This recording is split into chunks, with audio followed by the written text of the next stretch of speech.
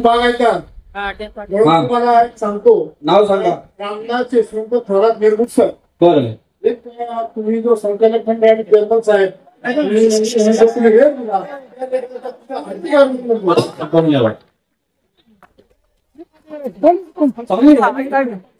आवाज नाही बोला बोला ना बोला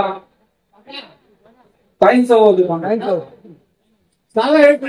बोला.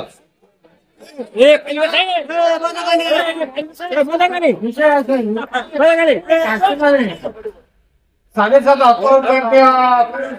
मागची परंतु परिस्थिती असतील त्याची 2 एकर जमीन नाही, 1 एकर जमीन विचारांना जमत नाही.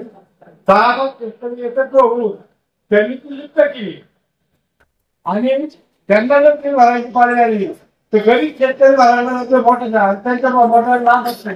समजा तुमच्या नदीवरून डोंगरातून पाणी आणायचं असेल तर त्याला आपण तुमचे संबंध आहेत आणि आपण निर्माण करून त्यांचे संबंध त्यांना ही वस्तू तिथे पटवून द्या का बा गरीब शेतकरी 5-10 एकत्र येऊन. ओके, तुमचा मुद्दा लक्षात आला. त्या शासनाला आपण या सगळ्या गोष्टी पटवून दिल्या पाहिजे की बाबा त्या सगळ्यांचं बिल मागवा. ओके, धन्यवाद. तुमचं अभिनंदन. तुमच्या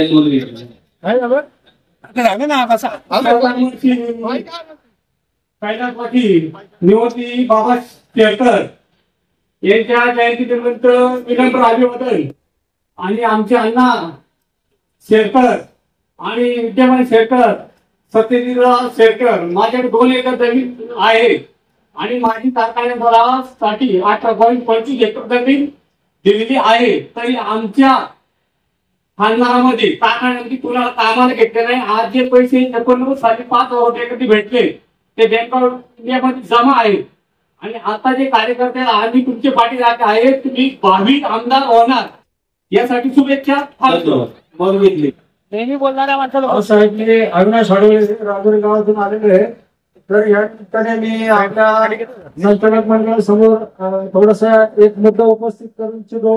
आता 2 दिवसापूर्वी आमच्या राजुरी गावामध्ये पुणे नाशिक औद्योगिक द्रुतगती महामार्ग संदर्भात जे साखळी उपोषण आम्ही सर्व बाधित शेतकऱ्यांनी उभं केलं होतं त्याला आपण उपस्थित राहून आम्हाला मार्गदर्शन केलेले आहे.